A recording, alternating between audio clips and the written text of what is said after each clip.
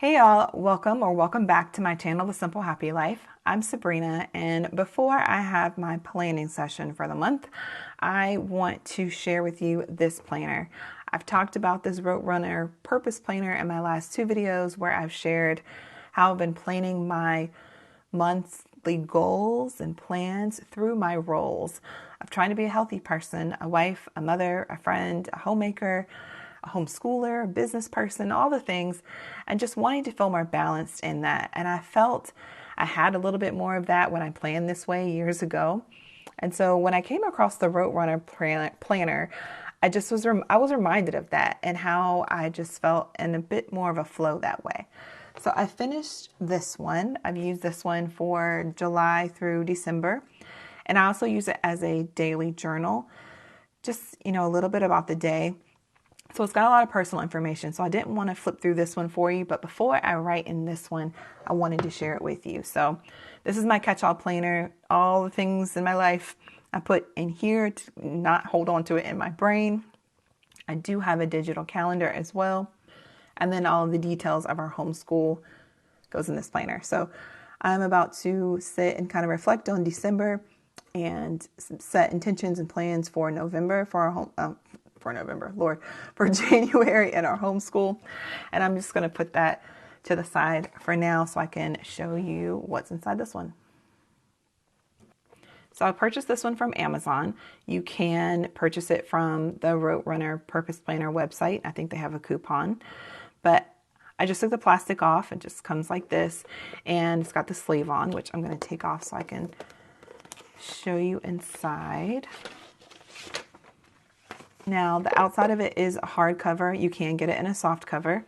It has bookmarks, and the last green one I had yellow and green.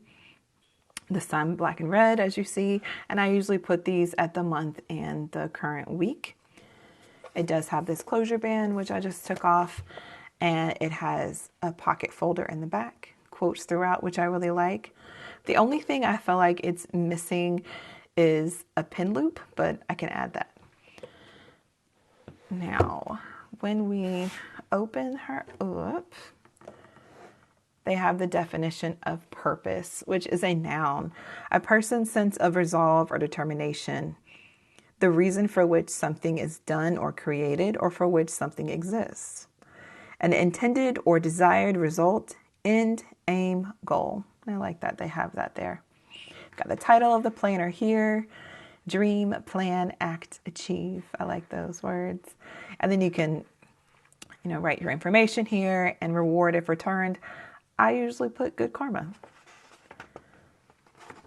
So you've got your table of contents, and I like how simple this is. I've used many planners, and some of them are really go really in depth when you're setting up your planner and planning out the year or the whatever time period. This is for 6 months. The planner is for, and that can be overwhelming. But this was really simple, but I feel like had enough to really make you think and really set down or write down the things that you want to work towards. So I do like that it has this note index. It kind of reminds me of bullet journaling, which I used to do in my traveler's notebook. All the pages are numbered. And so if you wrote something on page 53, you want to make sure you remember, you can notate that here. And then the reason that I've got this planner is for the roles and the goals. So I'll share that with you in a second. The bucket list, the reading list. Of course, you have your annual overview, the meat of the planner with the monthly calendars, the weekly spreads. And then I'll be using this January through July or June. And you've got your blank page note pages, which I use for capturing things like scriptures I want to hold on to, quotes, sayings, things I'm learning, project pages. I feel like they give you enough pages that you can do whatever you want with it. And then they have some productivity tips and a self-care checklist, which I read monthly just to get me thinking. I'll share that with you, and I think you'll see what I mean. So again, the notes index page and why I bought this planner. So they give you 5 pages or 5 sections for roles. So I just combine them for multiple. This first one I used healthy person, the example that they gave. And for me, this is your social life, your emotional, spiritual, physical, mental, all of that, goals that you want to set things for, I put under that. And then I combine wife and mother and homemaker, homeschooler, and business woman. So that's how I have these broken down. You can break it down in however you want, whatever roles that you want to focus on. And then it goes into the bucket list, which I like just to help you keep thinking about things that you want to do, places you want to go. And you don't have to fill this all out at once, right? Just as they come up. And then there's a reading list. I like this because it reminded me of having a category just for fun. Some fiction novels, some mystery, some romance I hadn't read in years. And because of this year, I have felt like, I don't know, just renewed joy in reading outside of read alouds for our homeschool, which I really enjoy. But sometimes, just for me, just for fun, books that I've been reading or audiobooks I've been listening to, it's just been cool. So it's a way to track them there. You can put some book notes about podcasts and things we've been listening to. And then you have an annual overview. It's just straightforward here. And then you have notes. So you can write out hotel reservations or things that you need to do for the event that's coming up. And then you have the meat of your planner. It goes into your month. Again, you see these quotes throughout. The monthly spreads are blank, so you can start this anytime you want. I usually do Sunday through Saturday on my monthly spread, and then I refer back to my goals and roles at the beginning when I am planning for the month. And then here you have an end of the month reflection, which can be short and simple with one sentence. You can have it more detailed and fill up the whole block. You can print out pictures and stick them in. I've done that for memories and reasons to be grateful. And then there's blank pages after the month. I usually use this for my meal plans and for taking random notes. Just write the date and then whatever random note or phone call or something like that, I will put that here. And then we have the weekly spread. Now on the weekly spread, I typically do Monday through Saturday. I don't know why. Monday through Sunday. I just need to start on Monday. And so I pull from the month that I pull from my 6-month goals and write that here along with any other random things that need to be taken care of that week. And then you have this AM focus, which I like. So for your morning routines, you can write appointments or block off your days here. And then PM plans. So for me, this is evening routines, right? And then I write out what I'm eating for health reasons. I feel like I do better when I write down what I'm eating. So I do use this section every day. I love this gratitude and health section, my habit tracker. There are some weeks there are 2 things I can focus on with habit tracking. So I might only use 2 of the sections, or I might use all of them. So it just depends. Sometimes I use a sleep tracker. Sometimes I just put a sticker over it. And here, affirmations or a sticker. And then to buy, whatever we might need to pick up that week. And then this not to do list. I like to make guac and salsa, and I like to eat these almond flour chips I came across. And so I was like, you know what? We need to take a break from those. So I'll eat chips. That was on my not to do list last week. So you can use this however you want to. I feel like it's really flexible. It doesn't feel overwhelming to me, and it keeps me kind of balanced in the different areas of my life. And then it has blank pages after each week. I use these pages for journaling. Now, I don't use a lot of stickers anymore. I used to. I go in and out of that. But in this season, I will put just like a few flowers. I've been into flowers. So I have this little notebook. It's really for like money envelopes.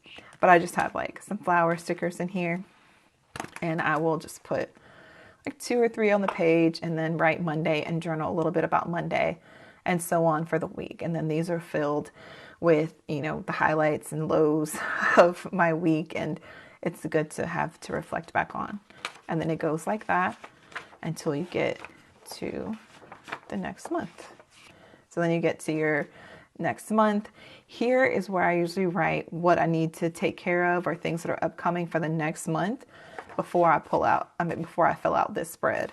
So I just kind of track what needs to happen for this month here. You can use this for a reflection. You can use this for collaging.